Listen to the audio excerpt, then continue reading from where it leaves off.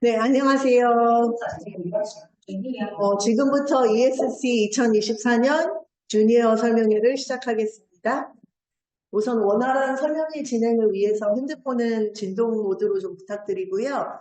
사진이나 동영상 같은 경우에는 저희가 핸드아웃으로 나중에 필요하신 거는 드릴 테니 차후에 프런트에 문의 주시면 인쇄해 드리겠습니다. 우선 간단하게 제 소개부터 하겠습니다. 저는 2000년도부터 이제 ESC 설립 이후 벌써 24년 차 ESC 대표를 하고 있는 이수진입니다. 감사합니다. 간단하게 제 이력이고요. 나중에 저희 홈페이지 통해서 저 또는 저희 선생님들 그 이력서는 참고해 주시면 되고요. 오늘 진도는 진행 순서는 학원 소개를 하고 그다음에 학원 관리 시스템, 그다음에 각 선생님들 나오셔서 주니어 이제 커리큘럼을 설명해 주시겠습니다. 저희가 이번에 특별하게 주니어 매스매티션하고 주니어 사이언티스트라고 해서 통합 프로그램을 만들었어요. 그래서 그거 잘 참고하시고 관심 많이 가져주시면 감사하겠습니다. 이제 학원 소개부터 간단하게 할게요. 지금 사실은 한 17년째 입시 컨설팅을 제가 우리 재필 선생님하고 담당하고 있고요. 2015년부터의 이력인데 사실 이때는 어느 정도 내신과 SAT만 가지고도 아이비리그가 합격이 어느 정도 가능했어요. 그만큼 경쟁도 지금처럼 치열하진 않았는데 보시면 아시겠지만 갈수록 사실 아이비리그 수준의 대학을 가는 게 상당히 힘들어졌고 지금은 이제 기본적인 SAT 점수는 뭐 1540, 뭐 높은 아이비리그 같은 게 1560이 컷라인일 정도로 너무 높아지고 거기에 또 AP도 IB 이런 것도 한 5개, 6개 이상을 요구하는 꼭 의무는 아니지만 많이 할수록 유리하고 뭐 제일 달라진 점은 사실 이제 엑스트라 커리큘럼이에요. 그래서 EC로 이제 활동이나 아이가 하고 싶은 전공 관련된 어떤 프로젝트들을 하고 어떻게 스토리를 만드는지가 상당히 중요해졌어요. 그리고 에세이, 아이의 스토리. 그래서 지금 어머님들이 뭐 다양하게 캠프도 무조건 가야 된다. 뭐 어떤 대회가 AMC가 유명하더라. 이런 식으로 얘기를 하시는데 사실은 많이 하는 거 위주로 다 하는 것보다는 차별화를 두는 게 상당히 중요해져서 요즘에 올해 아이비리그 간 학생들 같은 경우에는 자기만의 독특한 클럽을 활동을 하든가 자기만의 이제 뭐 프로그램이나 앱을 개발하고 이런 아이들이 좀 유리하게 적용된 것 같아요. 올해 같은 경우에 남자아이들이 좀 잘 갔습니다. 이게 해마다 이제 뽑는 퍼센타일이 다르다고 보시면 되고요. 차후에 혹시 입시에 관련된 또 1대1 상담이 진행해 드리니까 필요하시면 상담 카드에 체크해 주시면 되겠습니다. 왜 ESC에 오셔야 되냐. 물론 오래된 만큼 상당히 메인 밸류도 있는 학원이긴 하지만 사실 요즘에 너무 많아졌죠. 이 SAT나 이제 이 인터내셔널 스쿨 다니는 학생들을 위한 학원들이. 우리가 유일하게 잘하는 부분들이 몇 가지 있어요. 우선은 저희는 좀 학생한테 개개인의 맞춤으로 해가지고 스케줄링을 해주는 학원 중에 하나고요. 1년 스케줄링을 한다는 얘기는 아이가 앞으로 이제 2년, 3년 동안 어떤 프로그램들을 이제 하는 게 유리하고 아이가 어떤 로드맵을 그리고 가는지 그걸 미리 잡아주는 게 상당히 중요해요, 요즘에는. 그래서 타임 매니지먼트를 위해서라도 이제 1대1 스케줄링은 이제 무료로 진행이 되시니 학원에 이제 1대1 신청을 하시면 되고요. 저희 학원 제가 아무나 모시진 않죠. 지금 아시다시피 우리 학원에 유명 선생님들은 다 계신 것 같아요. 제가 항상 시간을 보고 유명한 선생님들을 모시고 그분들이 1, 2년 계신 분들이 아니라 저희 학원에 기본적으로 오시면 다 5년 이상 계신 분들이 그래서 이제 검증이 된 선생님뿐만 아니라 같이 커리큘럼을 매년 개발해 나갑니다. 그래서 요즘에 또 학생들이 필요한 니드에 맞춘 커리큘럼을 개발하고 있고요. 1년 항시 학생 관리가 되세요. 그래서 저희 학원 수업뿐만 아니라 끝나고 1대1로 GPA를 이제 스카이프 강의 해외에 있는 친구들은 아니면 주말반에 이어가지고 아이들 학교 내신까지도 관리가 가능하시고요. 제가 이제 입시 원서를 하다 보니 입시 원서 관련된 스펙도 지금 운영이 됩니다. 스케줄링입니다. 이제 어머님들이 1대1 상담을 신청하시면 이렇게 학생별로 학년에 맞춤 스케줄이고요. 이거는 지금 핸드아웃으로도 제공해드리고 있어요. 그래서 그거는 일반적인 제너럴한 90, 11, 12학년 AP 과정을 하는 학생들을 위한 스케줄이고요. 거기 보시면은 색깔별로 돼 있으세요. 그래서 보시면 보라색은 이제 학생들이 학교를 다니는 동안에 해야 되는 다양한 액티비티들 샘플을 보여드린 거고, 빨간색으로 된 거는 이제 방학 때 추천드리는 과목, 무엇을 선행하시는 게 중요하시고 어떤 영어 과정을 몇 학년 때 하시는 게 중요하신지를 이제 참고하실 수 있는 기본적인 스케줄링이시고 이거를 참고로 이제 어머님 학생한테 맞춰서 자녀에 맞춰서 스케줄링을 따로 해드립니다. 다음 페이지는 IB 학교예요. 아시다시피 뭐 SFS나 우리 체드윅이나 뭐 NLCS 이런 경우에는 다 IB 프로그램을 진행하고 있기 때문에 IB 같은 경우에도 비슷한 커리큘럼이지만 이제 6과목을 SL, HL을 선택해야 되기 때문에 그거에 관련된 이제 로드맵을 그려드릴 거고요. 이게 이제 학생 개인별 관리 스케줄이에요. 그래서 저희 학원은 모든 스케줄이 타 학원을 다니시든지 다른 개인 레슨이 있으셔도 저희한테 미리 알려만 주시면 그거에 맞춰가지고 수업 후 관리가 되세요. 그래서 우리 관리 시스템을 보시면, 제가 차후에 설명드릴 텐데 이제 모든 자습과 관리는 다 학원에서 이루어집니다. 여기 이제 6학년부터 8학년 어머님들이 대부분이세요. 오늘은 딱 그쪽에 맞춰가지고 테일러드 된 설명이시기 때문에 저희가 상당히 중요시하는 부분이 이제 파운데이션이에요. 그 학원을 오래 하다 보고 또 저희가 원래는 9학년부터 11학년, 12학년만 위주로 하는 SAT 전문 학원이었어요. 근데 갈수록 이제 9학년 때 오시면은 너무 기초도 없고 말도 안 되게 문법도 하나도 안 잡혀 있는 애들, 라이팅도 안 되고 이런 애들이 너무 많더라고요. 그래서 그때부터 시작해서 SAT만 가지고 끝내는 게 중요한 게 아니라 차후에 대학에 입학해서도 이제 학교에서 또 내신 관리도 되고 대학 가서 충분히 적용할 수 있는 그런 커리큘럼을 개발하는 게 사실 저희 목표예요. 그래서 지금 제일 중요한 게 계속 내려갔습니다. 한 5년 전에 이제 7, 8학년부터 시작해봐야겠다. 그래서 7, 8학년 때 탄탄하게 저희가 이 열정을 가진 아이들을 열정 있는 아이들로 이제 만들어서 이 친구들을 위해서 기초를 만드니 9학년 되니까 진짜 1년도 안 돼서 SAT를 끝내는 애들이 생기더라고요. 그래서 제가 너무 중요시 생각하는 게 이제 이 파운데이션이고 아이들이 흥미를 갖고 이제 90학년까지 올라갈 수 있도록 그거를 목표로 하고 있고요. 그래서 이 파운데이션 프로그램을 옛날에는 7학년부터 하면 되겠다 하다 보니 또 어머님들이 7학년 때도 요즘에는 이제 미들스쿨 들어가면 이제 하이스쿨 준비하고 9학년 되면 이제 썸머 캠프도 가고 스펙도 쌓아야 되니 조금 기초를 빨리 하는 이제 추세예요. 그래서 6학년, 5학년, 이제 6학년 올라가는 학생들을 위한 주니어 프로그램을 2년 전에 처음 오픈을 했어요. 처음에 너무 힘들었어요. 사실은 너무 어리다 보니까 이제 관리하기도 너무 힘들고. 근데 사실 이때 아이들이 조금 열정을 갖고 흥미를 가지니까 확 늘더라고요. 그래서 그걸 보는 순간, 이제부터는 이제 6학년, 이제 몇몇 인터내셔널 스쿨은 6학년부터가 미들스쿨이거든요. 그래서 미들스쿨 때부터 이제 시작을 해야겠다 해서 이제 6학년부터의 프로그램을 시작하게 됐습니다. 그래서 이제 주니어의 제일 중요한 게 이제 성장이에요. 그래서 어머님들이 저희 학원을 선택하신 이상 저희가 이제 주니어 때는 탄탄하게 기초와 함께 제 영어가 왜 흥미로운 과목인지 그리고 다양한 주제를 통해서 아이들한테 이제 배경 지식을 쌓을 수 있는 프로그램으로 저희가 자체 개발을 한 프로그램입니다. 저희가 하는 프로그램은 다양한데요. 내신 관리부터 IB, AP 시험 대비, 그 다음에 SAT, 그리고 대학 입시 원서. 그 PBL이라는 거를 저희가 2년 전에 이제 시작한 저희 학원만의 유일한 프로그램이에요. 그래서 지금 너무 아이들이 할 게 너무 많은데 사실은 수업도 들으랴, 액티비티도 하랴, 뭐 가서 썸머 캠프도 갔다 와랴, 뭐 상도 타야 되고, 뭐 이래서 저희가 한 게 프로젝트 베이스라는 게 대회 수상이나 리서치 같은 스펙도 싸면서 GPA 관리가 같이 되시는 거예요. 그래서 예를 들어서 바이올로지를 들으면 바이올로지 내신 수업만 아닌 그 바이오 올림피아드 준비를 동시에 할 수 있게끔 같은 일석이조의 프로그램이라고 보시면 됩니다. 이건 차후에 이제 선생님들이 나오셔서 자세한 설명 드리겠습니다. 네.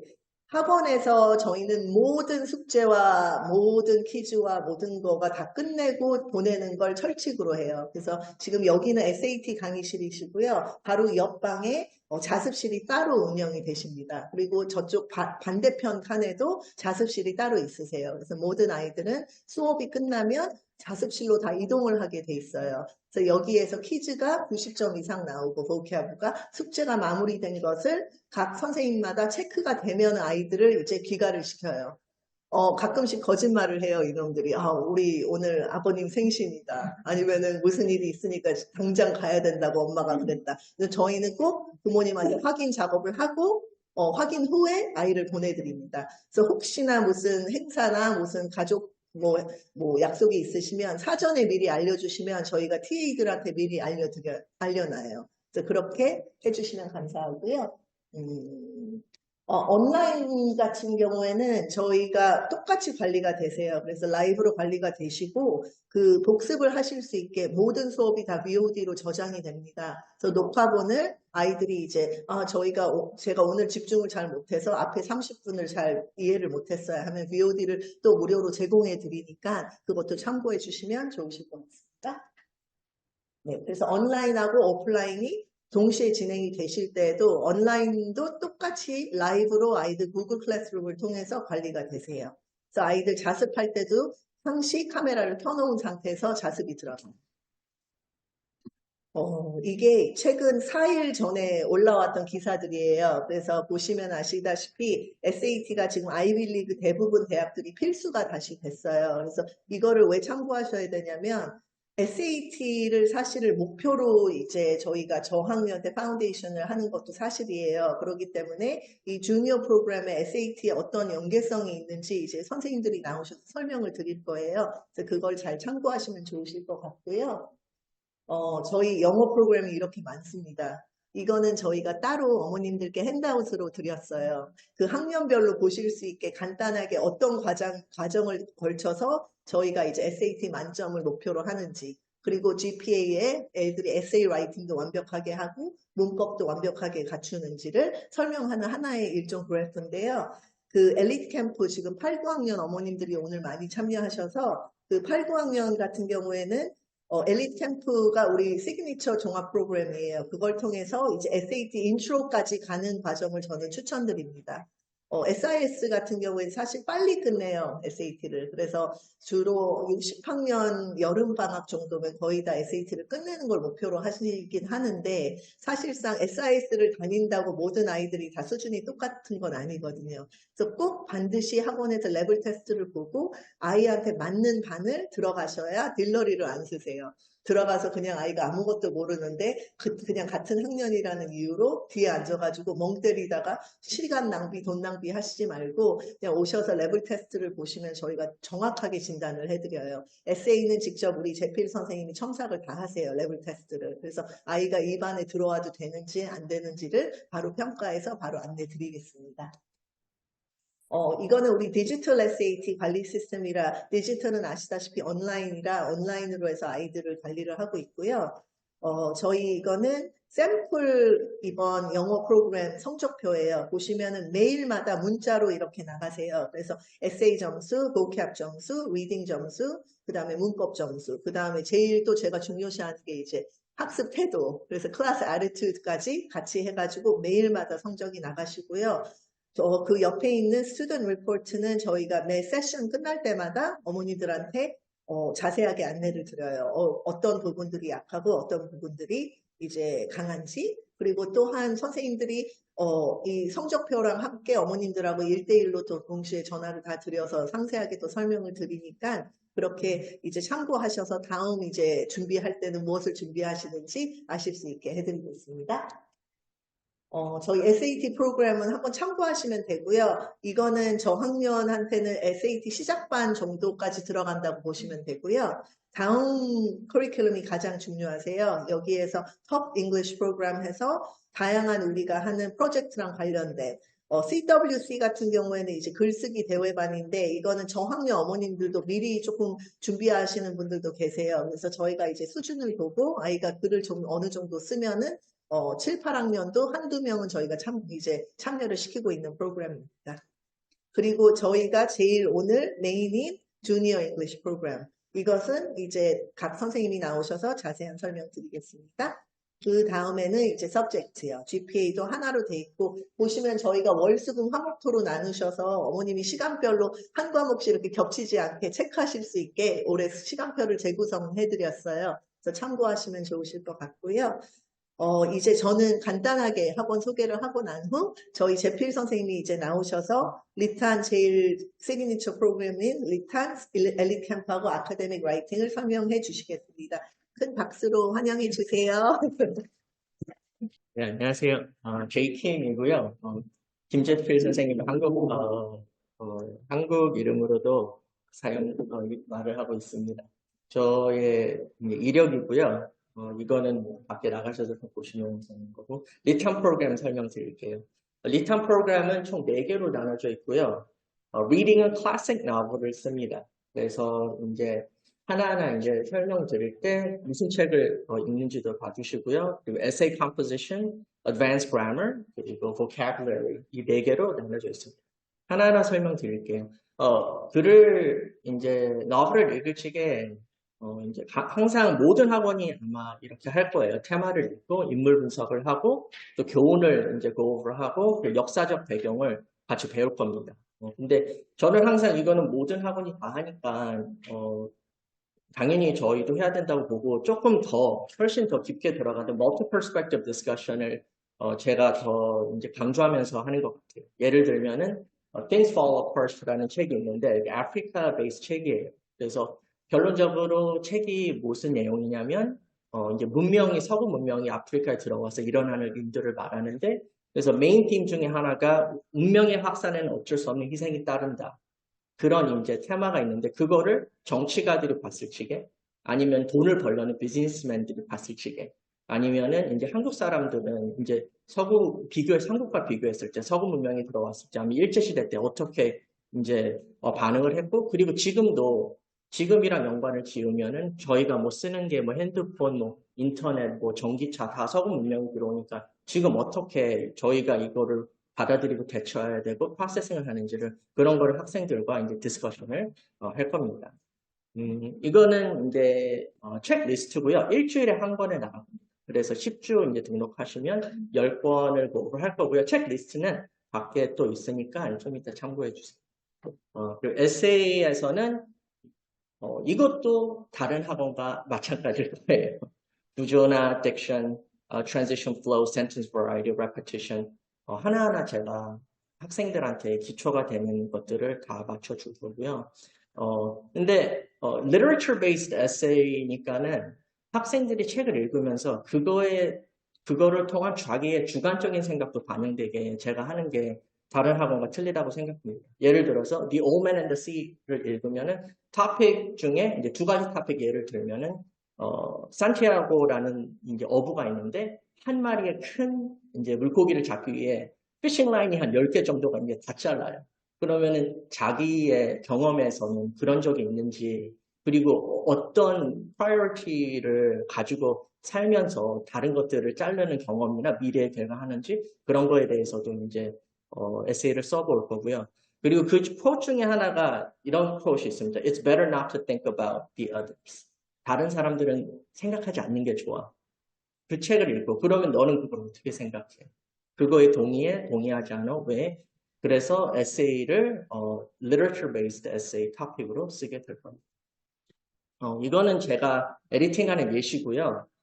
처음에 이제 시작할 적에는 많은 이제 부분들이 틀리죠. 아까 말했었던 스트럭처가 틀릴 수도 있고, sentence variety, diction, 뭐 repetition, 그리고 컨텐츠에서 얘가 이제 뭐 인용을 하지 않았다거나, quote를 인용하지 않았다거나 책에서 아니면은 자기 주장이 coherent하지 않다거나 그러면은 학생들한테 고치라고 하죠. 그리고 다음에 제가 첨삭을 해준 거를 다시 rewrite를 합니다. 그래서 학생이 다시 리뷰를 하게 됩니다. 그래서 저희 essay writing process는 이렇습니다. 에세이 하나를 쓰고 그 다음에 제가 첨삭을 하고 그 다음에 다시 학생에 주면은 그 revise 된 거를 또 첨삭된 거를 학생 자신이 또 리비전을 합니다. 그리고 그 한 주에 에세이가 2개가 들어가요. 그래서 2번째 에세이 쓰고 똑같은 패턴으로 나가요. 그래서 리탄 프로그램 같은 경우 일주일에 에세이 2개 쓰신다고 보면은 되고요. 첨삭 시스템은 제가 첨삭을 다 할 거고요. 그리고 제가 자부하는 거는 타 학원과 비교했을 적에 정말 세세히 할 거라고 제가 자부를 해요. 다른 학원에 제가 봐도 화나는 게 그렇게 세세하게 첨삭을 하지 않더라고요. 그래서 제가 첨삭해서 학생들한테 주고 그리고 그 첨삭본을 학부모님께서 언제든지 보실 수 있으세요. 그래서 어떻게 늘고 있는지 뭐가 장단점인지 확인하실 수 있으실 거예요. 그 세 번째 정말로 중요한 게 SAT와 관련이 가장 직접적으로 된 건데 grammar. 여기 그냥 문제들을 보면은 학부모님들께서도 보시면은 어렵다고 생각할 거고 학생들도 보면은 뭐 예를 들어서 she prefers fruits more than vegetables. 그럼 당연히 괜찮은 것 같고 두 번째 예시를 보면 the school is cleaned by the janitor every Saturday. 뭐가 틀려? Dance moves of BTS are better than Blackpink. 틀린 게 없는 것 같아요. 국제학교 다니면 평생 국제학교를 다닌 애들도 몰라요. 근데 다 틀린 거죠. 뭐 능동 vs 수동이 있는 거고, illogical comparison이 있는 거고, 그래서 제가 항상 생각하는 게 왜 한국 학생들은 수학을 잘할까였어요. 그래서 한국 학생들이 보면은 수학을 너무 잘하잖아요. 9학년인데 pre-calculus 하고 있고 원래 9학년은 US 커리큘럼을 따르면 algebra를 해야 돼요. 원래는. 근데 3학년 보통 3년, 2년 이상을 공부하는데 영어는 안 해요. grammar 공부 안 해요. 근데 grammar를 알려면은 10학년 정도부터는 많이 알아야 돼. 90학년도. 근데 애들이 안 하고 90학년에 와서 처음으로 하니까 SAT 할 때 너무 힘든 거예요. 그래서 수학을 3년에 먼저 하는 것처럼 영어도 당연히 저는 해야 된다고 봐요. 그러니까 리딩 점수하고 verbal 점수는 800점이 안 나오는 거예요. 한국 학생들이 수학이 800점이 나오는 이유는 3년 전부터 공부를 했으니까 당연히 나와요. 그래서 영어도 그렇게 하셨으면 하는 게 저의 바람입니다. 그래서 30 grammatical points 제가 이제 다 cover 할 거고요. 아까 말씀드렸던 이런 것들을 다 이제 트레이닝을 시킬 거고요. 처음엔 학생들이 되게 어려워해요. 근데 결국에는 계속 꾸준히 공부하면 나아집니다. 근데 연관성을 좀 더 말씀드리면 SAT English에서 디지털 SAT가 54문제가 있는데 그중에 20문제 어쩌면 그 이상이 grammar 방금 말씀드렸던 ACT는 정확하게 75문제라고 말해요. 215문제 중에 75문제, 3분의 1이 grammar. 수학 포함이에요. 수학 포함해서 3분의 1이 grammar이에요, ACT. 그리고 AP Center, AP Language, AP 뭐 IB Language Literature도 다 grammar이에요, 결국엔. 그러니까 학생들이 어렸을 때부터 배웠으면 하는 게 제 바람입니다. 단어는 이제 그냥 아무 랜덤한 단어를 쓰는 게 아니고 저희가 이렇게 너블에서 쓰였던 정말 그 센텐스에 어떻게 쓰였는지를 볼 수 있게 쓰였던 단어를 이제 빼와요. 100개를. 그래서 일주일에 목표가 100개를 33개에서 34 단어를 수업 올 때마다 외워서 100개를 외우는 게 목표고요. 아까 말씀드렸다시피 90점 이상 안 나오면 학원에서 못 갑니다.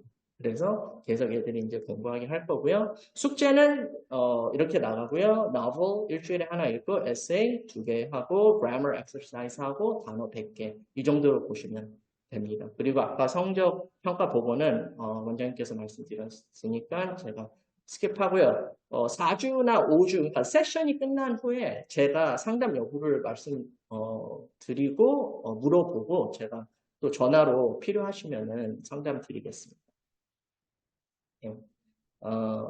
그리고 다른 반은 이제 엘리캠프 주니어라고 엘리캠프가 ESC의 메인이었었으면은 이제 5년 전부터 디벨롭해서 그 정도로 똑같이 저는 이제 에포트를 저는 넣고 있고 엘리캠프도 제가 가르치거든요. 9학년, 10학년. 근데 그것만큼 제가 시간을 투자하고 열심히 노력한 게 엘리캠프 주니어입니다. 엘리캠프 주니어도 네 가지예요.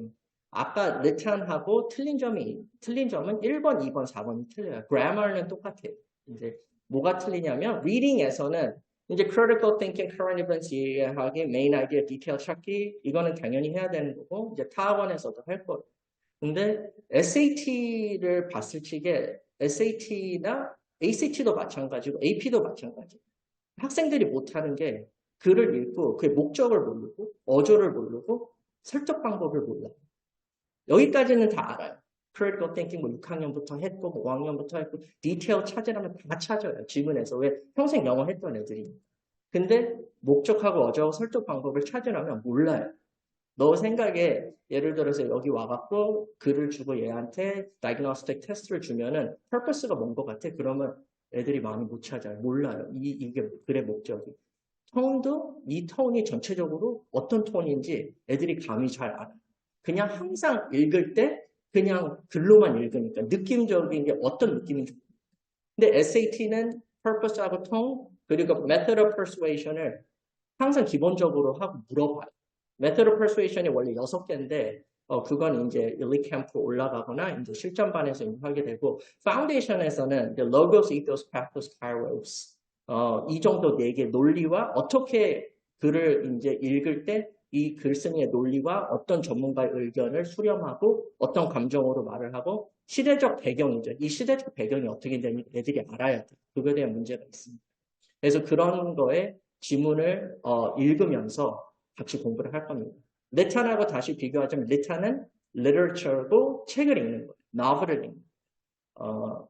elite camp junior는 passage를 읽는 거예요. 한 article을 읽고 그렇게 공부를 하는 겁니다. essay는 evidence-based research 스타일로 쓰는 거고요. critical thinking 그리고 객관적인 example로 자기의 생각을 주장하는 연습을 할 겁니다. 예를 들어 토픽이 책에서 나오지 않고 제가 critical thinking에 필요한 토픽을 제가 선정해 갖고 학생들한테 줄 겁니다. Does violence in the media make our society more dangerous? 매체에 있는 폭력이 우리 사회를 더 위험하게 만들까요? 학생들이 10중 8구 거의 다 yes라고 말을 해요. 뻔하게. 왜냐하면 영향을 받으니까. 그리고 진부한 example을 또 얘기를 해요. 근데 그것만이 아니거든요. yes만이 아니거든요. no를 해도 충분히 persuasive하게 쓸 수 있고 80, 90%의 학생들이 쓰지 않는 스탠스를 10%, 20%의 스탠스를 가져야지 평가하는 선생님이거나 시험을 평가하는 시험 관리자들도 refreshing하게 들릴 거예요. 8, 90% 똑같은 말 하니까. 근데 애들이 그걸 몰라요. 자기가 어떻게 써야 되는지. 네, 그래서 그렇게 생각을 하도록 think outside the box로 생각하도록 제가 공부를 할 거고요. 이거는 똑같습니다. 에세이 첨사 어떻게 하고 저 어떻게 진행하는가 똑같고 그래머도 똑같습니다. 엘리 캠프도 리탄처럼 그래머를 열심히 철저하게 가르칠 거고요. 아까 이제 연관성 말씀드렸고 단어를 말씀드리면 일리캠 주니어에서는 SSAT 단어를 씁니다.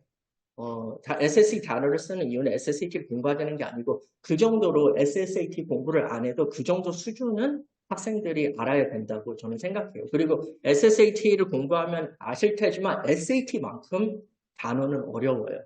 정말 그래서 그러니까 SSAT뿐만이 아니고 전체적으로 고등학교 들어가서 이제 학업을 하는데 성취도에 크게 기여가 될 거예요. 똑같이 이제 90% 이상 받아야지 이제 학원에서 나갈 수 있는 거고요. 숙제는 아까 레찬이랑 비교했을 때 틀린 점은 article을 읽는 거, 다른 거는 똑같습니다.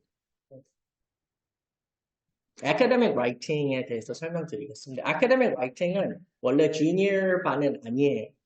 제가 이제 원래 보통 이제 senior라고 해야 되나요? 이제 regular senior 설명회 때 제가 참석을 못했어요. 무슨 일이 생겨갖고 그래서 여기서 오늘 지금 처음 하는데 academic writing은 9학년, 10학년 이상의 학생들을 위해서 한 반이고요. 3가지의 글을 씁니다. persuasive essay, analytic essay, 그리고 narrative essay. 설득하는 글, 분석하는 글, narrative storytelling. 보통 주니어 반이나 보통 학생들이 9학년 때쯤이면 persuasive essay까지만 써요. 근데 analytic essay는 애들이 써본 적도 없고 narrative essay도 이제 점점 더 써야 되는데 거의 써본 적이 없죠. 비교를 말씀드릴게요. persuasive essay는 ACT, IB, TOKEE, TOEFL 그리고 AP research에서 항상 가장 이제 해왔던 연습해왔던 그런 스타일일 거예요. Never give up. Do you agree? 그러면은 그런 질문을 받으면은 자기의 이유를 대고 example을 대고 애들이 쓰겠죠. 근데 analytic essay는 틀려요. analytic essay는 AP Lang하고 IB Language and Literature에서 하는데 어떤 지문을 읽고 학생들이 이 지문이 어떻게 쓰여져 있는지 그리고 이거를 비판할 줄 알아야 돼요. 그 글에 대해서. 그러니까 자기 생각이 들어가면 안 되는 글이에요. 예를 들어서 이 글이 있으면은 time to done times 시차를 없애야 된다는 글이에요. 이제 지구가 굳이 시차가 필요한가? 다 globally network 되고 있는데. 근데 이 글을 보면은 어떻게 쓰여졌는지 보면 처음에 유머를 시작해서 역사 참조를 어떻게 시작이 됐는지 시차가 그리고 인유를 사용하고 데이터를 사용하고 논리로 이제 계속 글을 이어갑니다. 그럼 학생들이 어떻게 글이 이어지는지를 이해를 하고 이거에 대해서 분석을 하고 써야 돼요. 왜 분석을 하고 써야 되냐면 결국에는 고등학교 고학년 가고 그리고 대학교에서 매년 하는 게 상대방의 글을 읽고 반박하는 거예요. 왜냐하면 상대방의 글을 읽었을 적에 내게 더 좋은 것 같아. 너는 이게 틀렸어. 그거를 어떻게 컨스트럭티브하게 말을 할 수 있는지 그거에 대해서 연습을 할 줄 알아요. 그러니까 SAT, SA가 지금은 없어졌는데 SAT, SAC가 몇십 년 동안 하던 에세이 테스팅 스타일이 애널리틱 에세이였어요. 어떻게 비판을 할 줄 알아야 되는지 그거를 테스트하는 거죠. 예를 들어서 요점 없이 객관적인 통계가 요점을 증명할 객관적인 통계가 부족하자 논리 없이 전문가의 의견에만 의존한다. 이러한만 많고 타당한 이유는 없다. 너무 반복적이다. 감정적이기만 하고 사실적인 example이 없다. 학생이 다른 사람의 글을 읽고 그 사람의 글을 비판할 줄 알아야 돼요. 다시 말씀드리지만 고등학교 고학년에 올라가서 11학년, 12학년이 되고 그리고 대학교에서는 매년 모든 클래스에서 하는 게 이걸 거예요. 특히 미국 가서 하는 게. 그래서 이제 애널리틱 에세이를 공부할 거고요. persuasive essay로 넘어갈게요. 보통 이제 persuasive essay를 하면은 여기서 6가지의 method of persuasion이 있는데 보통 1번하고 6번만 학생들이 쓸 거예요. logic하고 논리하고 이라만 말할 거예요. 근데 persuasive essay를 공부할 때 academic writing에서는 6가지 전문가 의견, 감정, 시대적 타이밍, 통계 모든 것을 다 utilize해서 공부를 할 거고요. persuasive essay 예를 들어 질문이 사람들은 실수에 주의를 기울여야 합니까?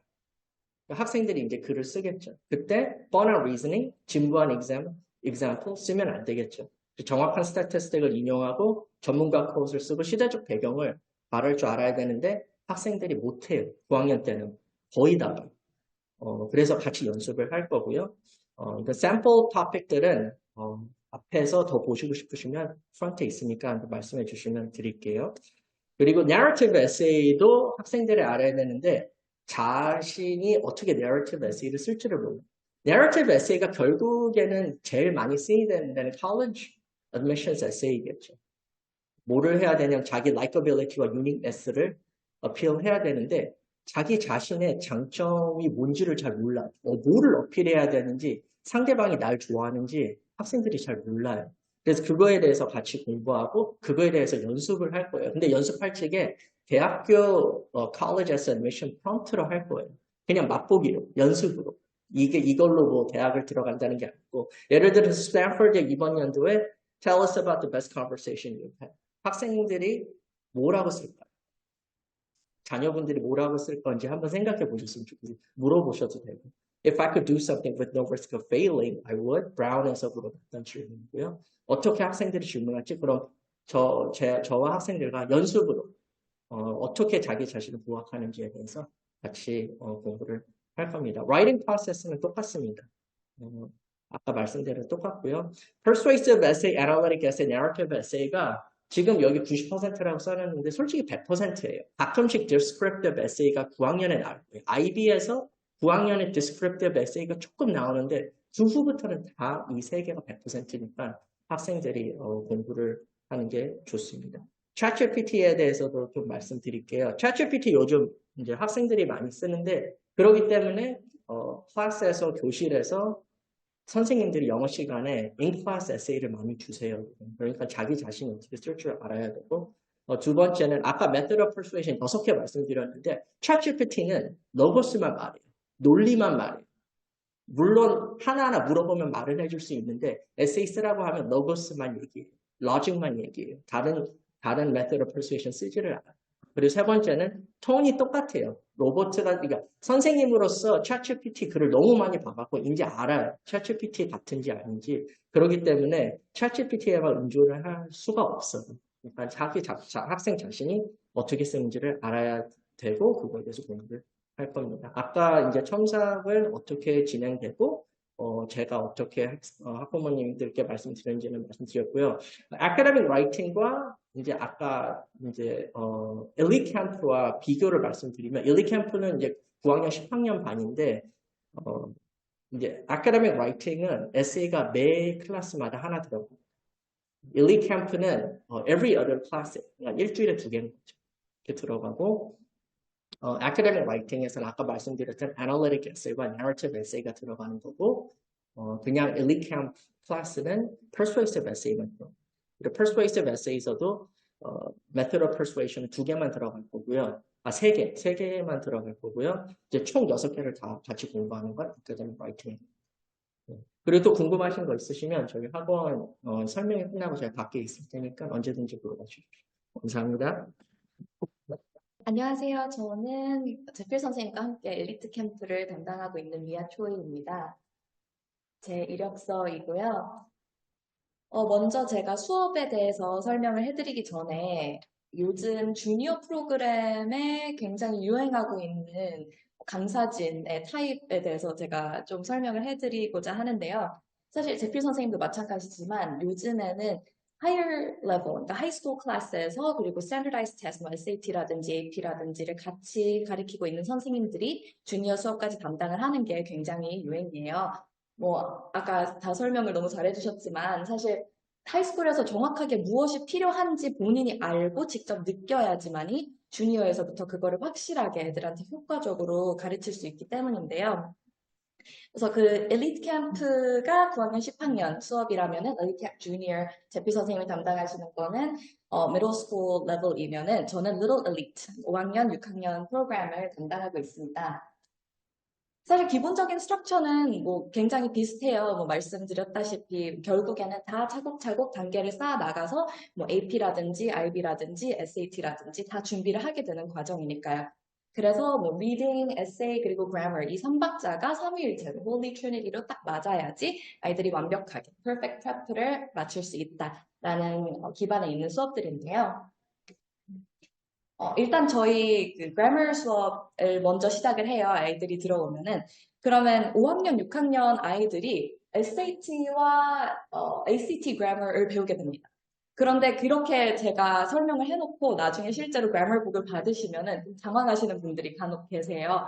이거 너무 쉬운 거 아닌가? 이거 분명히 아이들이 이거 듣고 나면은 SAT까지 준비가 되는 거라고 했는데 라고 하시면 사실 그러니까 제가 텍스트북에서 꺼내온 발췌문이에요. Verbs must agree with their subjects in number. A singular subject requires a singular verb, and a plural subject requires a plural verb. 그냥 subject, verb, agree. 그러니까 단수 subject는 단수 verb가 필요하고 복수 subject는 복수 verb가 필요하다. 굉장히 심플한 내용이죠. 그래서 실제로 5, 6학년 애들도 굉장히 쉬워하기도 하고요.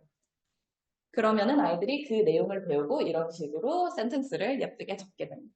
A hiker walks along trails that are not very steep. hiker이면은 singular이니까 뭐 아시는 분들은 아시겠지만 hiker walks s가 붙은 verb를 고르는 게 맞겠죠.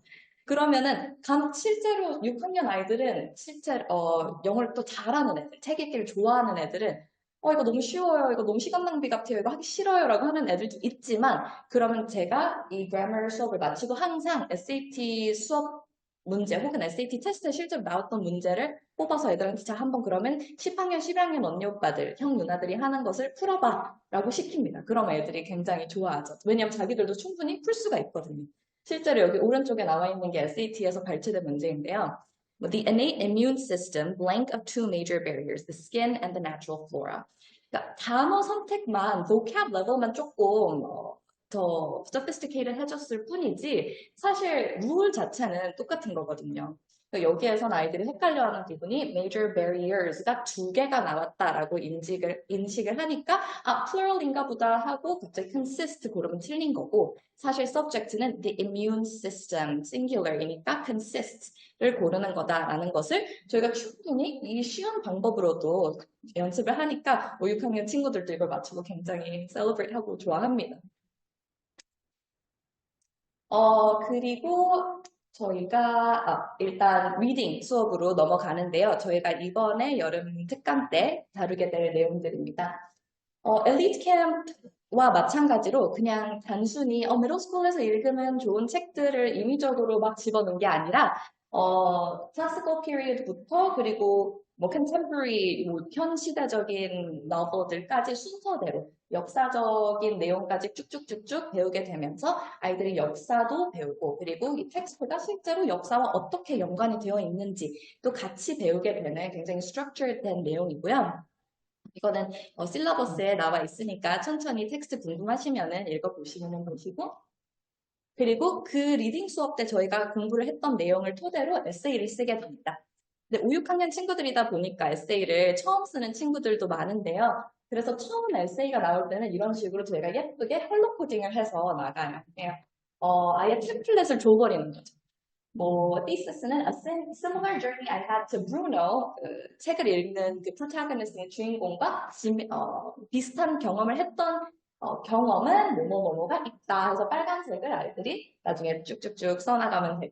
그 다음에는 Through this experience, I've learned that innocence or ignorance is 뭐 이 브루노를 통해서 혹은 내 경험을 비슷한 경험을 통해서 너무 세상에 대해서 모르는 것은 뭐 어떤 경우인 것 같다, 뭐 어떻다라고 자기네들이 직접 자기의 생각을 쓸 수 있도록 템플릿으로 만들어주고요. 그래서 에세이에 대해서 자신감이 없는 친구들은 굉장히 쉽게 에세이를 쓸 수 있는 거고 또 막상 자기가 써놓으면 좀 그럴싸해 보이거든요. 패러그래프도 있고 그래서 되게 자신감도 기르고 그리고 에세이를 실제로 잘 쓰는 친구들도 하이스쿨 레벨에서 실제로 이런 식으로의 에세이의 스트럭처를 따르는구나를 배울 수 있는 기회입니다. 그래서 처음엔 이렇게 알록달록하게 예쁘게 무지갯 빛깔로 쓰다가 나중에 한 몇 주가 지난 후에는 아이들이 직접 그냥 제가 여기 퀘스천만 하나 줘도 intro, body, paragraph, conclusion까지 직접 쭈루루루 한 장 정도를 쓰게 됩니다. 그래서 저희 엘리트 캠프 Little Elite에 대해서 뭔가 정리를 해보자면은 일단 처음에는 literal meaning에 대해서 공부를 하고요. 있는 그대로의 텍스트를 공부하고 그 다음에는 critical reading, 아이들이 텍스트와 직접 연관성을 찾거나 아니면 텍스트와 세계에 대한 연관성을 찾거나 텍스트와 다른 텍스트에 대한 연관성을 찾으면서 조금 더 객관적으로 텍스트를 좀 세부적으로 들어갈 수 있게 하고 마지막으로 그 develop한 생각을 에세이로 쓰게 되는 수업입니다. 다음으로는 이제 6학년에서 8학년까지 들을 수 있는 evidence-based writing 수업에 대해서 설명드릴게요. 이 수업은 사실 제가 그냥 비공식적으로는 AP English Language Junior 수업이라고 생각을 하고 있어요. 나중에 추후에 아이들이 IB를 하게 될지 AP를 하게 될지는 모르겠지만 사실 뭐 비슷한 스킬셋이 필요로 한 거랑 AP 랭을 제가 실제로 가르치고 있고 AP랭에서 필요한 에세이, 스트럭처이 총 3가지가 있으십니다. 아직까지는 아이들이 어려서 잘 모르시겠지만 이렇게 synthesis, rhetorical analysis 하고 argument가 있는데요. 이 synthesis essay란 뭐냐면 여러 출처의 정보를 통합해서 하나의 주장을 지지하는 그런 논증적인 글이고요. 예를 들어서 뭐 사회 수업 혹은 뭐 사회과학 수업에서도 많이 쓰는 에세이고 rhetorical analysis는 텍스트가 어떻게 독자에게 설득력을 발휘하는지 분석하는 글입니다. 예를 들어서 영어 수업에서 가장 많이 다루게 되는 에세이고요. 그리고 마지막으로는 argument essay, 특정 주장을 뒷받침하기 위해서 증거와 논리를 사용해서 독자를 설득하는 게 이거는 사실 뭐 영어 수업, 사회 수업뿐만이 아니라 뭐 수학 수업 혹은 과학 수업에서도 필요하게 되는 에세이 스타일이에요. 그래서 이런 식으로 아이들이 처음에 첫째 수업은 에세이 자체가 어떻게 만들어진 건지 나만의 클레임, 주장을 할 수 있는 아이들은 많아요. 그런데 그 주장을 정확한 증거를 뒷받침하면서 설득력 있게 표현할 수 있는 아이들은 몇 없어서 그 주장과 textual evidence를 같이 연결시켜서 하는 연습을 하고 그 여러 가지 주장을 또 합치면은 나만의 thesis, 그러니까 총체적인 argument를 만드는 연습을 첫째 수업 동안 하고 그 이후에는 그 에세이를 이제 내가 처음부터 끝까지 쓸 수 있게 됐는데 거기에서 word choice라든지 나만의 스타일이라든지를 어떻게 develop하면 좋을지 연습한 이후에 그리고 이 6, 7, 8, 9, 10주에는 아이들이 그 기본적인 탄탄한 나만의 주장의 에세이에 다른 qualifications, 다른 사람들의 입장은 어떻게 들어가는지 조금 더 whole picture를 볼 수 있는 그 뉘앙스를 채울 수 있는 그런 방법을 저희가 배우게 되는데요. 실제로 이게 그 AP language, 그러니까 10학년, 11학년 친구들이 하는 그 수업에 기반을 해가지고 짠 커리큘럼이에요. 왜냐면 제가 AP 랭을 가르치면서 정말 뼈저리게 느끼는 게 이게 사실 어려운 게 아니거든요. 절대로 어려운 게 아닌데 아이들이 그럼에도 불구하고 스트러글 하는 이유는 시간이 없어서요.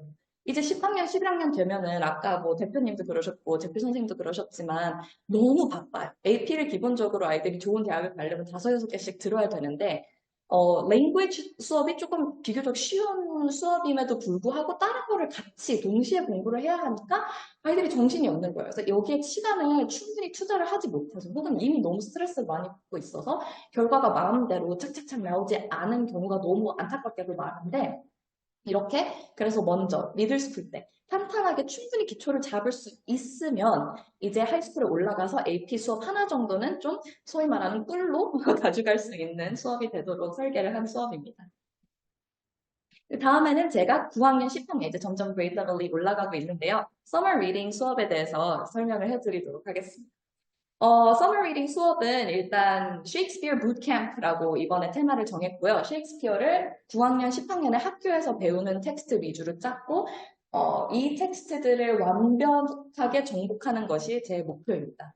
이렇게 6주 커리큘럼이고요. 처음에는 많은 선생님들이 깜빡하시는 셰익스피어의 소넷들, 그러니까 포엠들도 사실 학교에서 많이 공부를 하는데 이거는 학원에서 하시는 분들을 많이 못 봤거든요. 그래서 소넷들도 너무 중요하니까 넣었고 그리고 뭐 다들 아시겠지만 로미오와 줄리엣, 맥베스, Taming of the Shrew, Merchant of Venice, Midsummer Night's Dream 점점 갈수록 난이도가 조금 올라가는 순으로 제가 설계를 했어요.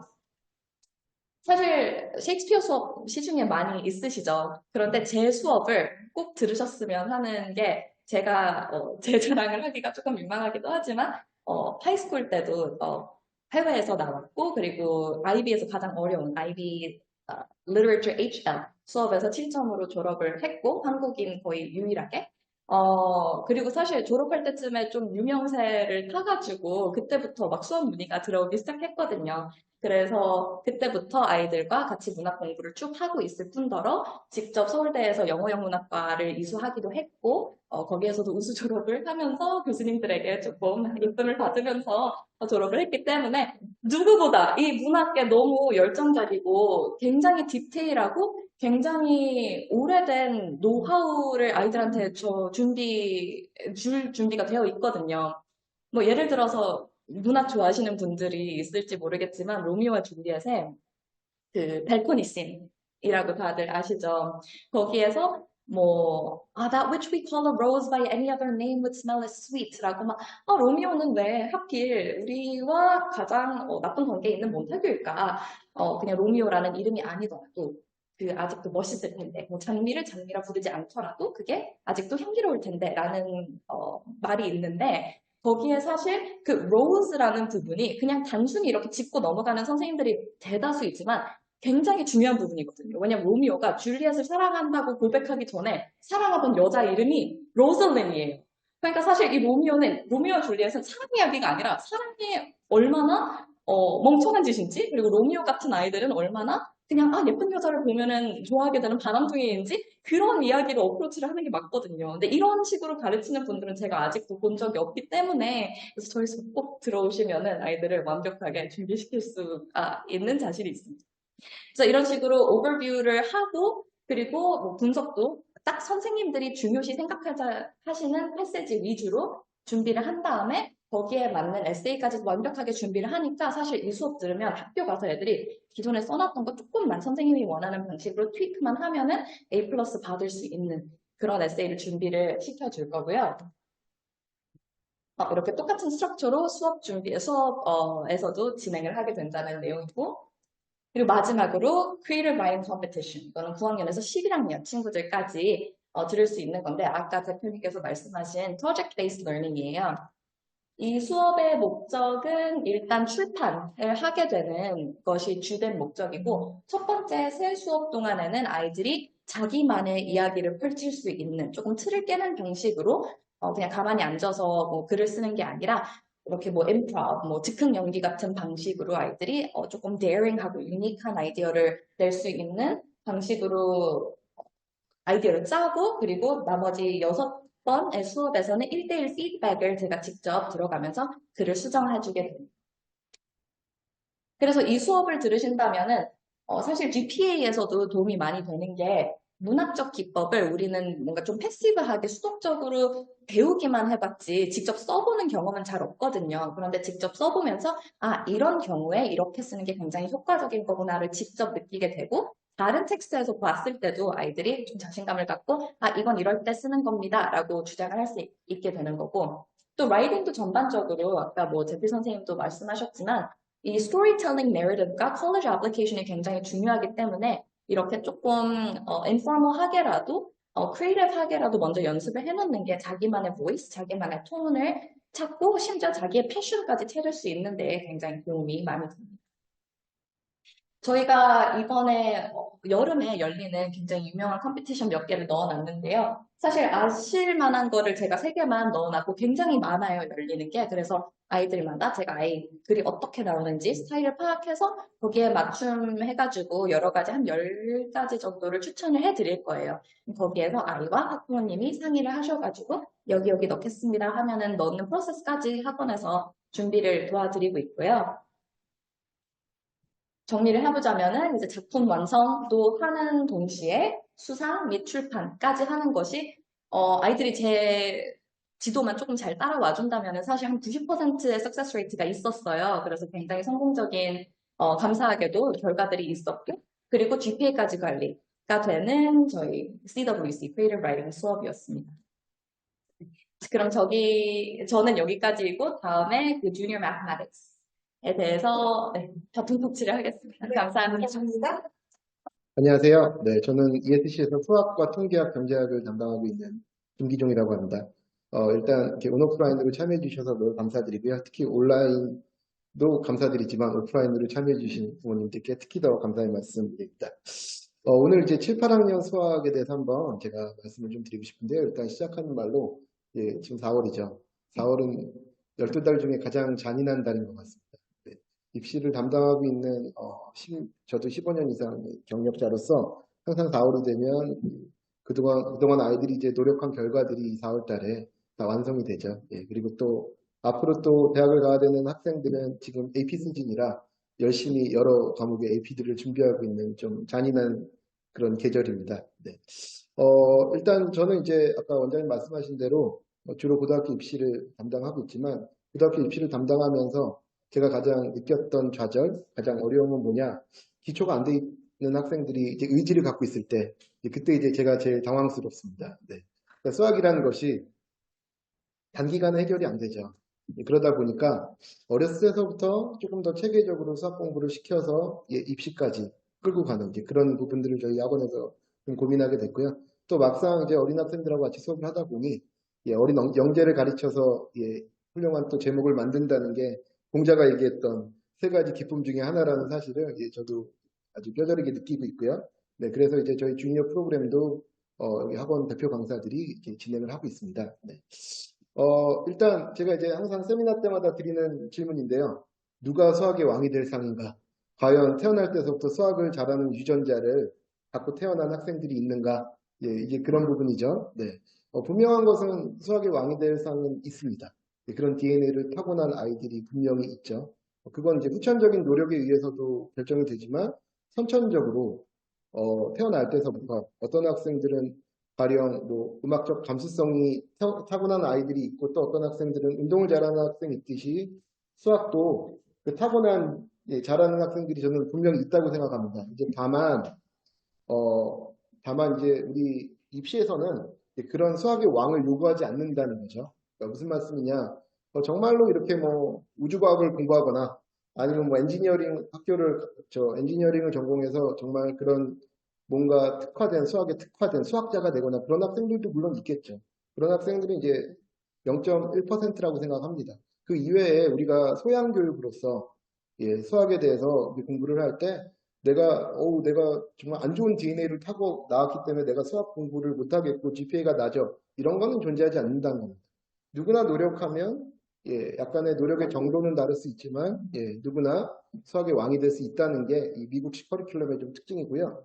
다만 아까도 말씀드렸지만 수학의 왕이냐 아니냐 이런 DNA를 타고났냐 아니냐보다 더 중요한 문제는 첫 단추를 잘 끼냐 안 끼냐가 매우 중요한 문제입니다. 우리가 뭐 첫 단추를 잘못 끼면 이게 잘못 끼워졌다는 것을 사실 마지막에서야 알죠. 그래서 우리 아이가 7, 8학년 때 뭔가 잘못된 선택을 했다는 것은 10학년, 11학년 가서야 밝혀집니다. 그래서 이제 저희가 좀 도움을 드릴 수 있는 부분은 이제 수학이라는 것은 기성복이 아니라 맞춤복을 산다는 마음으로 학생들마다 다 처한 상황이나 능력치가 다르기 때문에 첫 단추를 잘 깨어서 마지막까지 잘 도달하는 것을 우리가 목표로 해야 될 것 같습니다. 입시가 왜 힘드냐? 뭐 여러 가지 이유가 있겠지만 이제 저는 그렇게 생각합니다. 우리가 어떤 잘 못하던 걸 잘하기 위해서 할 수 있는 가장 뭐랄까요? 가장 전형적인 경로는 실수를 통해서 또 에러를 커렉트하고 또 이런 부분이겠죠. 근데 이제 입시는 기회가 한 번뿐이라는 겁니다. 특히나 수학은 이제 아마 영어와 더불어서 1학년 때서부터 졸업하는 시점까지 매년 들어야 되는 과목이 있는 그런 과목 중에 하나죠. 예를 들면 다른 과목들도 물론 뭐 이렇게 연계돼서 조금 더 이렇게 레벨업돼서 학년마다 올라가는 게 있지만 수학이야말로 이제 진정으로 그 전해 퍼포먼스를 갖고 그 다음 해 코스 선정이 일어나는 더 유일한 과목이라고 생각하시면 되겠습니다. 그래서 말씀드렸다시피 기성복이 아니라 맞춤복을 맞춘다는 마음으로 준비를 좀 하셔야 될 것 같고요. 저는 이제 태도가 모든 걸 결정한다고 생각하는데 그럼 수학을 잘하기 위해서 어떤 태도를 갖춰야 되냐? 제가 조금 전에도 이 세미나 전에 8학년 학생 수업을 하고 왔습니다. 근데 이 학생이 이제 수업 태도가 어떠냐? 굉장히 수학적 이해도도 좋고 그런데요. 딱 이제 넷플릭스 보듯이 스마트폰 시대죠. 연필을 들지 않고 그냥 이렇게 보기만 하죠. 그럼 제가 당장 연필을 들고 똑같이 써봐라 이렇게 얘기하는 거죠. 그래서 이제 타짜의 한 장면인데 도박만 눈이 손보다 더 중요한 게 아닙니다. 손이 눈보다 더 중요한 게 아닙니다. 이 수학도 당연히 손으로 하는 과목이다 이렇게 생각하시면 되겠고요. 아까 말씀드렸다시피 수학을 못하는 그런 뭐 DNA가 있냐? 저는 그런 건 없다고 생각하는데 이제 문제는 이런 걸 한번 보시죠. 이게 이제 조학생의 그 어떤 답안지를 작성한 실제 제가 한번 갖고 와서 한번 부모님들한테 한번 같이 보여드리고 싶은데요. 이 조학생 중에 누가 수학을 잘하냐? 아마 딱 이제 보시기에도 실제로 이건 이제 둘 다 제가 가르쳤던 학생들인데 수학을 누가 더 실제로 잘하냐? 왼쪽에 있는 답안지를 쓴 학생이 훨씬 잘합니다. 이 학생은 거의 수학 천재였고요. 오른쪽에 있는 학생은 결국은 프린스턴을 가긴 했지만 수학을 그렇게 잘하는 학생이 아니었습니다. 근데 이 답안지를 보시면 아시겠지만 누가 대학교를 잘 갔냐? 당연히 오른쪽에 있는 학생이 당연히 잘 갔죠. 그러니까 무슨 말씀이냐면 어렸을 때서부터 이 핸드라이팅으로 내가 답만 중요한 게 아니라 답에 이르는 과정까지를 제대로 봐주는 게 7, 8학년에는 이걸 습관화를 들여야 된다는 말씀입니다. 그래서 저희가 이제 수업에서는 실제로 이제 아이패드를 쓰는 걸 권장을 하는데 제가 이제 아이들 핸드라이팅 쓴 것까지를 다 체크를 해서 이런 부분들을 좀 교정을 해주고요. 실제로 지금 11학년 수업에서도 이런 부분들이 가장 문제가 됩니다. 채점관이 사실 이 왼쪽에 있는 답안지를 보면 이걸 못 알아보는 걸 본인이 막 이렇게 노력해서 그죠? 이걸 알아보기 위해서 노력을 해줄 거라는 기대를 우리가 할 수가 없죠. 아마 AP 시즌에는 나중에 채점관들이 한 명이 수만 개의 답안지를 채점을 해야 될 텐데 그런 호의를 절대로 어떤 학생들을 위해서 베풀지 않습니다. 그래서 본인이 잘 노력을 해서 본인이 아는 바를 정답까지 이르는 과정을 이렇게 플로우가 완벽하게 돼야 된다는 부분. 제가 7, 8학년 수업들은 이런 부분을 좀 많이 강조하고 있고요. 수학이라고 해서 답만 맞추면 되냐? 그렇지 않습니다. 우리가 수학을 공부하거나 수학 답안지를 작성할 때도 논리적인 주어 동사를 완벽하게 갖춘 비문이 아닌 그런 센텐스, 완벽한 문장의 형태로 답을 쓸 수 있어야 됩니다. 실제로 뭐 여기 IB 학교도 있고 AP 학교도 있지만 특히 IB 학교는 100%가 다 주관식 시험이고요. AP 학교도 거의 대부분의 모든 과목들이 반 이상이 여전히 핸드라이팅으로 주관식 답안지를 작성을 해야 되는데 이때 수학마저도 뭐 통계학은 더 말할 것도 없고요. 예, 완벽한 문장의 형태로 논리적인 예, 글쓰기가 좀 돼야 되는 거죠. 그래서 실제로 말을 하거나 글을 쓸 때도 수학 공부할 때도 예, 비문이 아닌 완벽한 문장으로 이제 연습을 하는 게 되게 중요하고 글씨 생각보다 중요합니다. 여전히 디지털 시대라고 하지만 그래도 핸드라이팅 매우 중요하고요. 여전히 많은 시험들이 예, 핸드라이팅으로 지금도 예, 진행되고 있다는 부분. 그래서 아이패드 제가 이제 요즘에는 이제 종이로 된 책도 물론 주지만 제가 저희 강의안을 강의 노트를 다 PDF 파일로 줘서 예, 아이패드로 할 수 있게끔 제가 그렇게 다 예, 그렇게 수업 진행하고 있습니다. 코스웍을 좀 보시면 제가 항상 드리는 말씀인데 우리가 시간의 역순으로 생각을 해야 된다는 겁니다. 그러니까 가령 무슨 말씀이냐? 사실은 12학년 때 원서에 들어가는 수학 커리큘럼, 그간의 수학 커리큘럼이 뭐냐는 지금 결정된다고 생각하시면 됩니다. 아까도 말씀드렸지만 이게 도미노처럼 올해 뭘 들었냐가 내년에 뭘 들었는지를 결정하기 때문에 특히 지금 7, 8학년 올라가는 학생 부모님들께서는 우리 아이가 8, 9, 10, 11, 12에 어떤 과목을 들어야 될지를 시간의 역순으로 생각을 하셔야 되고요. 이게 이제 아이들이 이제 들어야 되는 이제 코스웍들이죠. 그러니까 무슨 말씀이냐면은 이제 저는 이제 이걸 시간의 역순으로 한번 구성을 해봤습니다. 상위 1% 학생들이 듣는 과목이 뭐냐? 멀티베리어블 칼큘러스와 리니어 알지브라, 그다음에 뭐 AMC 같은 과목들이죠. 근데 문제는 이 멀티베리어블 칼큘러스까지 도달하기 위해서는 칼큘러스 BC를 수강하지 않으면 수강 자체가 안 되죠. 그럼 11학년에는 BC가 있어야 된다는 얘기겠죠. 예. 근데 BC를 들을 거면 또 AB나 아니면 프리칼 레벨의 수학이 10학년 때는 되어 있어야 되는 거죠. 근데 또 프리칼을 들으려면 알지브라 2. 알지브라 2를 듣기 위해서는 알지브라 1이나 아니면 지오메트리가 다 선행이 돼 있어야지 이걸 들을 수 있는 거기 때문에 우리가 항상 이 시간의 역순으로 생각을 해야 된다. 그래서 만약에 내가 상위 1%의 수학 실력을 갖고 맨 위에 있는 멀티베리어블 칼큘러스까지 가고 싶다 그러면 그 전에 11, 19학년에 어떤 과목을 들어야 되는지를 좀 생각을 한번 해보셔야 되고요. 그리고 만약에 나는 상위 10%, 한 10에서 30% 사이에 들고 싶다 그런 학생들은 이제 보통 칼큘러스 BC를 많이 끝내고 만약에 여기에 AP 스태티스틱까지 들어가면 상위 10%라고 생각하시면 되겠습니다. 근데 이런 걸 위해서는 이제 9학년 코र्스가 가장 중요하고 특히 뭐 국제학교들도 그런 규정들이 있습니다만 보딩스쿨 보내시는 학생 부모님들은 특히 이런 규정들이 보딩스쿨에서는 정말 엄격하게 적용이 됩니다. 그래서 9학년 코스를 잘못 선정해서 그게 12학년 때까지 영향을 미치는 경우가 굉장히 많기 때문에 우리가 시간의 역순으로 생각을 한번 해보자. 그 말씀을 좀 드리고 싶고요. 그 다음에 이제 수학에 대해서 이제 우리 저학년 수학을 공부할 때 몇 가지 갖고 있는 오해들이 좀 있어서 제가 그 부분에 대해서 좀 가장 많은 질문이 나오는 부분이기도 하고요. 그래서 이 두 개를 좀 한번 말씀드리고 싶은데요. 일단 가장 많이 나온 질문은 뭐냐? 한국 수학 해야 되냐입니다. 예. 한국 스타일의 매스를 해야 된다면 도대체 언제까지 해야 되고, 그 다음에 이걸 계속 많이 하는 게 도움이 되냐? 이제 이 질문을 많이 하시는데요. 이제 저 자신도 한국에서 고등학교를 나왔고 대학교까지 공부를 그죠? 예, 공부한 입장에서 한국 수학은 분명히 도움이 됩니다. 제가 강사 생활을 하면서도 한국 수학의 그런 컨셉들을 차용하는 경우도 있고요. 분명히 도움은 됩니다. 이제 다만 문제가 뭐냐? 과유비급이죠. 그러니까 너무 많이 가는 것은 좋지 않습니다. 그래서 무슨 말씀이냐? 기본적으로 좀 수학 커리큘럼에서 야, 수학이다. 한국 수학, 미국 수학 뭐 다 똑같은 거 아니냐 이렇게 생각하실 수도 있지만 그렇지 않습니다. 이 수학을 바라보는 관점 자체가 조금 다른 부분이 있죠. 가령 저는 이렇게 표현하는데 한국 수학은 약간 높이뛰기라고 생각하시면 됩니다. 어려운 문제 하나를 딱 던져주고 누가 이걸 통과하냐.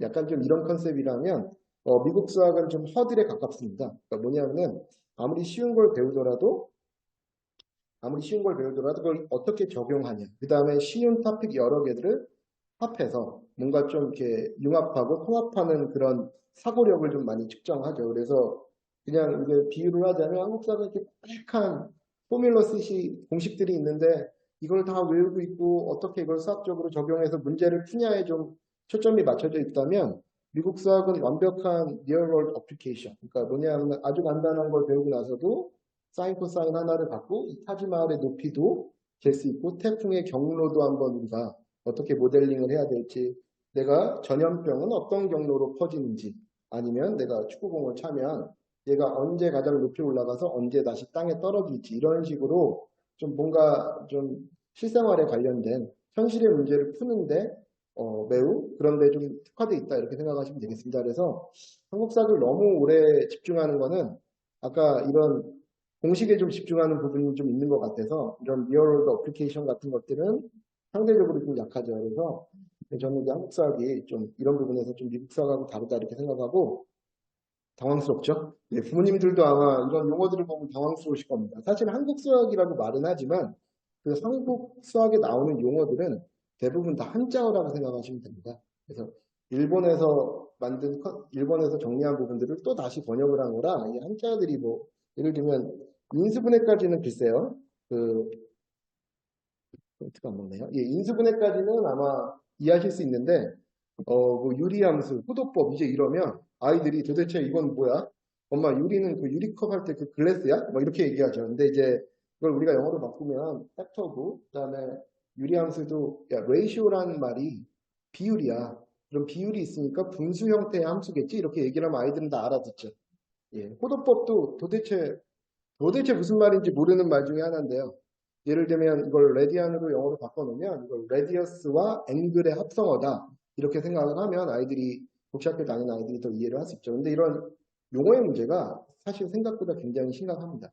지금 제가 뭐 이런 예를 들었지만 특히 칼큘러스 쪽으로 가면 한국 수학에서 쓰는 용어들을 도저히 무슨 말인지 모를 경우가 굉장히 많아서 그 수학을 이해하더라도 자기가 학교에서 배운 수학이랑 1대1로 매치를 못 시키는 문제들이 점점 발생하고 있기 때문에 이런 부분들을 좀 잘 생각해서 한국 수학은 좀 제가 생각할 때는 중학교 2학년 정도까지가 적당하고 그 이후에는 완전한 이별을 하는 것이 아이들한테 오히려 더 도움이 된다. 그리고 알gebra 또 그렇게 생각하는 이유 중에 하나가 뭐냐면 알gebra 2 저희가 알gebra 2 정도 들어가면 한국 수학하고 미국 수학이 커리큘럼이 1대1로 매치가 안 됩니다. 가령 알gebra 2 같은 경우는 한국 수학으로 치면 중학교 2학년서부터 고등학교 2학년까지 수학이 골고루 섞여 있는 과목이라 한국 수학을 아무리 열심히 공부한다고 해도 알gebra 2의 뒷부분을 커버하지 못하는 그런 문제가 또 있죠. 예. 두 번째로 AMC입니다. AMC. AMC는 저 개인적으로 굉장히 좋은 시험이라고 생각을 하고요. 그 다음에 미국에서도 가장 공신력 있고, 그 다음에 이런 매스 컴피티션의 입문으로서 가장 좀 뭐랄까요 효과적인 그런 시험이긴 한데 그리고 비교적 준비도 쉬운 편입니다. 왜 그러냐면 1900한 80년 이후에 모든 문제들과 풀이가 다 오픈이 돼 있고 아이들이 맘만 먹으면 혼자서도 공부할 수 있는 그런 과목이기 때문에요. 다만 이제 그 컴피티션의 속성이 그렇지만 all or nothing이죠. 그러니까 무슨 말이냐면 내가 패스해서 크레딧을 얻으면 모든 것을 얻는 거고 만약에 그렇지 못하면 1점 차이로 떨어져도 아무것도 아닌 게 돼버린다는 그런 게 있기 때문에 사실 이 AMC도 준비할 수 있는 학생 그런 뭐랄까요 아까 수학의 왕들 그런 아이들이 사실 준비를 해야 되는 시험인 거는 맞습니다. 그러면 이제 AMC 8을 패스했다고 해서 그게 입시에 바로 결정적으로 유리한 건 아니고요. 10과 A까지는 가줘야 나중에 추후에 그것까지 갈 수 있는 자질이 되냐를 이제 판단하는 게 되게 중요할 것 같고 다만 이제 저도 아쉽게 생각하는 부분인데 시험의 공신력에 약간 문제가 있습니다. 이제 무슨 말씀이냐면은 문제 유출이 매년 일어나는 정말 한 해도 빠지지 않고 매년 일어나는 그런 시험이라 특히 작년에 매우 심각했습니다. 그래서 그 레딧이라고 그 아이들 쓰는 포털에 아예 문제가 오픈이 돼버려서 이제 아예 시험 자체를 점수를 인정해야 되냐 말아야 되냐 이런 문제도 있고 항상 이제 좀 불상사가 생기고 뭐 수사기관이 강제력을 동원하고 막 이런 부분들이 좀 있는 시험이라 작년에 시험 평균이 굉장히 높았습니다. AMC 8도 그렇고 10도 그렇고요. 그래서 이런 부분들에 조금 문제가 있는 시험이라는 부분도 좀 감안하셔서 저는 이제 개인적으로 모든 학생들이 해야 되는 건 아니다 이렇게 말씀드리고 싶고요. 그 다음에 이제 저희가 알gebra 1 수업에서는 마지막 3번을 AMC 수업 소개를 넣어놨습니다. 그래서 이게 사실 수업 한 번 해봐서는 이 학생이 여기에 재능이 있는지 없는지 좀 판단하기 힘들고 그래도 한 3번 정도는 해서 저희가 그 AMC를 준비할 수 있는 자질이 있는지를 판단하는데 조금 도움을 드리고 있습니다. 자, 그 다음에 이제 뭐 제 연락처랑 전화번호 뭐 카톡이 있는데요. 이제 혹시 당연히 오늘 짧은 세미나로 커버하지 못한 부분들은 따로 연락을 주시거나 아니면 저한테 따로 문자 주시면 카톡 주시면 제가 추가로 아까 맞춤복을 사는데 도움을 드리겠다 이렇게 말씀드리고 싶고요. 그다음에 시간이 좀 허락을 하면 제가 사실 슬라이드 하나를 더 준비를 해놨는데 이게 어디 있는지 모르겠네요. 잠시만요. 간단하게 한번 저희 이번에 여름에 진행될 알지브라 원하고 지오메트리 한 3분만 간단하게 좀 설명드리겠습니다. 일단 알지브라랑 지오메트리는 좀 성격이 다릅니다. 알지브라 1은 이제 실제로 아랍 쪽에서 이 알지브라라는 말에서 우리가 볼 수 있듯이 이 사람들이 예전에 이제 상업을 하던 사람들이라 계산이나 연산 이런 것들에 굉장히 좀 특화가 됐죠. 그래서 좀 기원이 좀 다르다. 예. 그렇고 이제 지오메트리는 우리가 유클리드라는 이 그리스 수학자가 한 3000년 전에 만든 그런 건데 이게 연역적 사고법이라고 해서 좀 디덕티브 리즈닝이라고 하죠. 뭐냐면 공통의 룰을 뽑아서 하나의 법칙을 만드는 그런 종류의 수학인데 이 두 개가 그래서 지오메트리와 알지브라 1이 조금 성격이 좀 다릅니다. 그래서 이 둘 다 어린 학생들한테 좀 요구되는 굉장히 중요한 수학적인 능력이기 때문에 저희가 이 클래스를 묶어서 전반부에는 알지브라 1, 후반부에는 4주짜리 지오메트리 클래스를 해서 7, 8학년 학생들 케어를 하고 있고요. 그 다음에 이제 지오메트리가 조금 이제 독특한 과목입니다. 알지브라 1은 이제 저희가 알고 있는 이제 그런 종류의 수학인데 지금 조금 전에도 말씀드렸다시피 지오메트리가 좀 한국 수학하고도 굉장히 많이 이질적이고요. 그 다음에 요즘에는 이제 혹시 코딩을 하는 학생들은 이 코딩의 중요성이 높아지면서 이 지오메트리적인 사고를 하는 게 굉장히 중요해지고 있습니다. 그래서 이 지오메트리가 다시 박강받고 있고 분량은 적어서 이제 지오메트리 같은 경우는 바이패스 시험을 좀 준비하는 학생들이 많은데 그런 것까지 같이 준비를 저희가 같이 이 하나의 코스를 다 한꺼번에 진행을 하고 있고 지오메트리는 이런 뭐 도형을 생각하실 수가 있는데요. 절대 도형이 아닙니다. 이건 논리라고 해서요. 논리학이라고 해서 저희가 예를 들면 예전에 배웠던 뭐 3단 논법 뭐 이런 거 있죠. A가 B고 B가 C면 A가 C라는 이런 뭔가 연역적인 증명 방법을 배우는 과목이고 그래서 숫자가 거의 없고 이렇게 스텝 바이 스텝 스테이트먼트와 리즈닝으로 이제 이렇게 구성이 돼 있어서 이걸 다 증명하는 그런 과목이라 우리 특히 남학생들은 조금 힘들어합니다.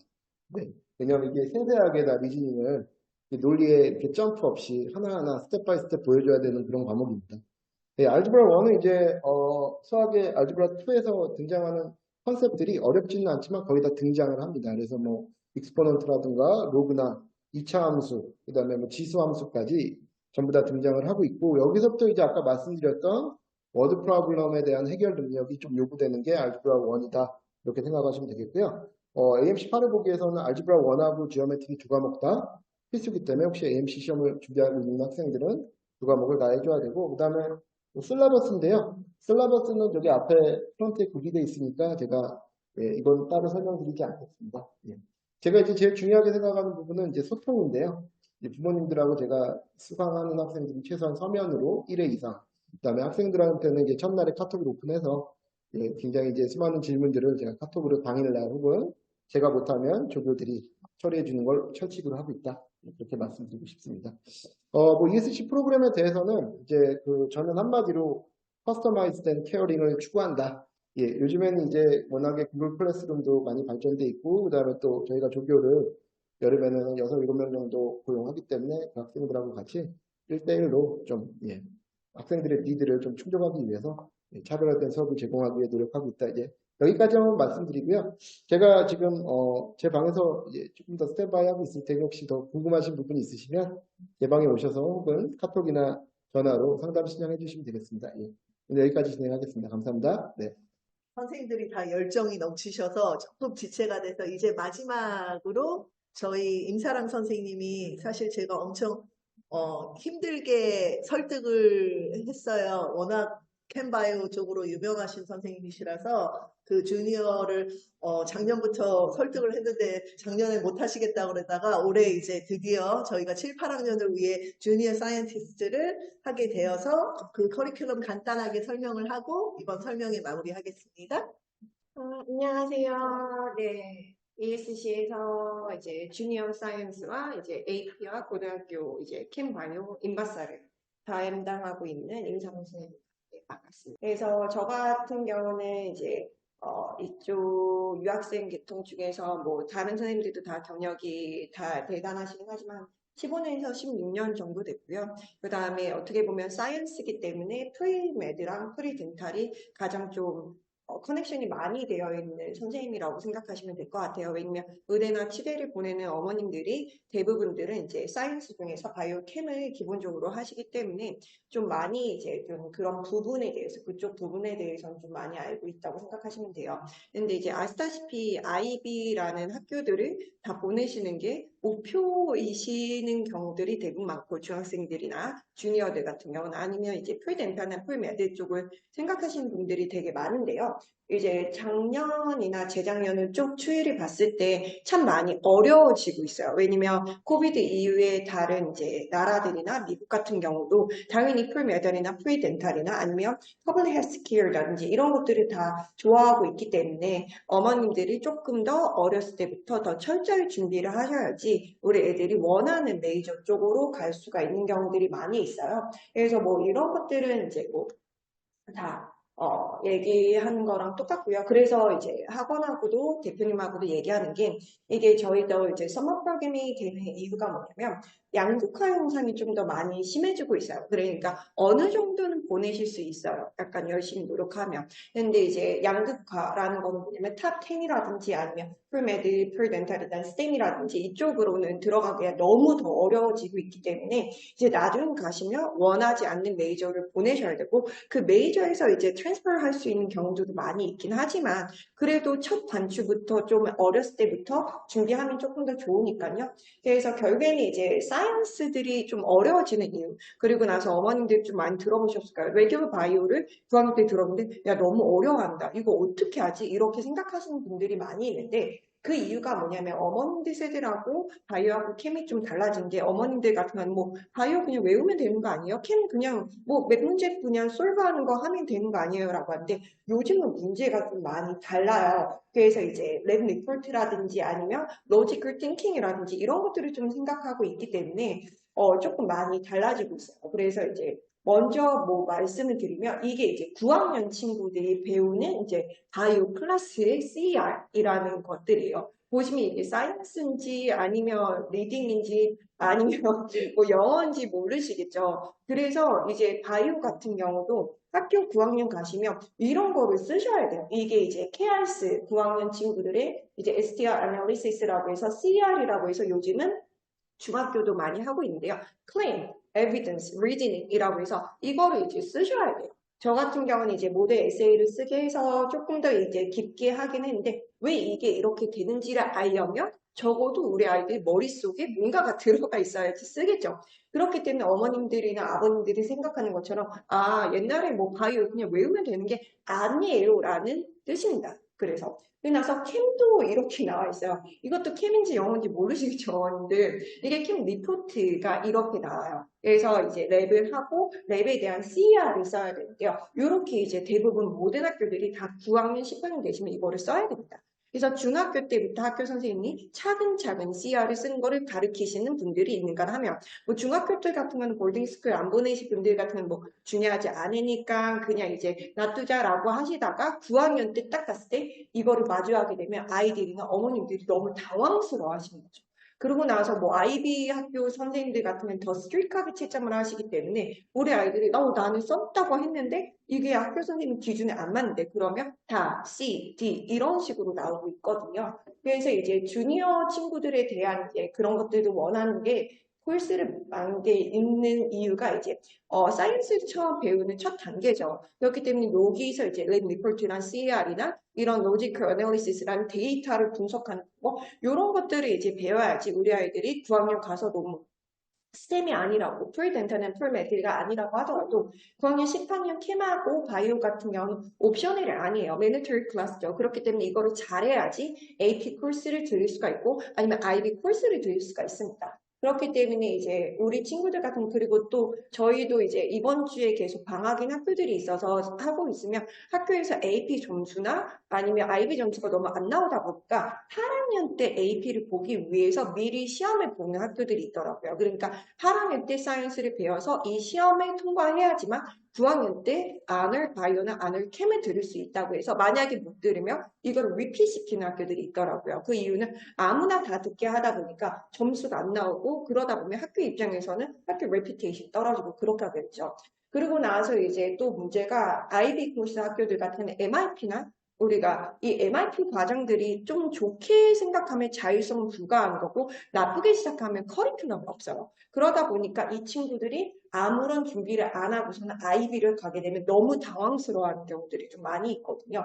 그래서 그런 것들에 대해서 이제 저희가 좀 준비도 하고, 그 다음에 이제 CR이라든지 랩 리포트라든지 이런 것들을 위해서 준비한 이제 수업이라고 생각하시면 될 것 같아요. 그래서 저희 수업 같은 경우는 인터랙티브 사이언스이기 때문에 이제 캠, 바이오, 피직스 위주로 가르치게 되고요. 얼 사이언스는 제가 뺀 이유 같은 경우는 얼 사이언스를 편하게 가르치는 학교들도 있긴 하지만 고등학교 이후에는 얼 사이언스가 아닙니다. 그래서 인버먼트 사이언스 같은 것도 얼 사이언스를 포함하지 않고 있기 때문에 얼 사이언스는 8학년 이후에는 배우지를 않아서 저희 같은 경우는 내신에도 도움이 되지만 결국에는 나중에 이제 컴피티션이라든지 아니면 리서치 페이퍼라든지 고등학교 가는 과정을 좀 더 미리 도움이 되기 위해서 하는 과목들이기 때문에 그거는 이제 저희가 뺐고요. 그래서 그런 부분들을 이제 한다고 생각하시면 될 것 같아요. 그래서 저희 같은 경우는 이제 프로그램을 들으시면 이제 프로그램을 들으면 조금 너무 아깝잖아요. 그래서 사이언스 데이를 좀 많이 같이 준비하고 있습니다. 그래서 요거를 들으면 내셔널 사이언스 리그 바이오 캠 피직스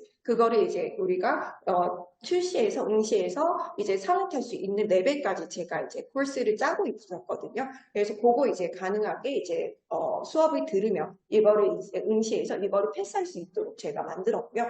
그 다음에 원하는 친구들은 나중에 이제 저희가 아널 바이오나 아널 캠을 듣게 되면 아널 바이오 같은 경우는 끝에 이제 리서치 페이퍼만이 따로 있습니다. 근데 이제 중학교 친구들은 워낙 이제 애기기 때문에 그 반에 모두 다 들어간다고 할 수는 없고 저랑 이제 차후 수업을 듣고 나서 이제 애기의 역량과 어머님들하고 이제 제안을 해본 다음에 원하시면 그 페이퍼 반에 들어갈 수 있게 제가 이제 좀 커리큘럼을 짜고 있어요. 그래서 그런 것들도 이제 한번 생각해 보시면 되고, 만약에 이제 학생들 중에서도, 나는 뭐 이런 것들이 필요 없어 라고 저는 얘기하시면 상관이 없지만, 만약에 우리는 이과 쪽으로 나갈 거고, 좀 더 스템이라든지 풀덴탈이나 풀매드 쪽으로 가실 분들 같은 경우는 이제 방학 동안에 좀 인텐시브하게 이런 것들을 노출시킬 수 있는 이제, 기회라고 생각을 하고 있습니다. 네. 그래서 그런 것들이라고 생각하시면 될 것 같아요. 그래서 사이언스는 이런 방법이라서 간단하게 말씀을 드렸습니다. 네, 너무 오랜 시간 동안 수고하셨습니다. 네, 감사합니다. 그럼 오늘 설명회는 여기서 마치겠습니다. 오늘 너무 감사합니다.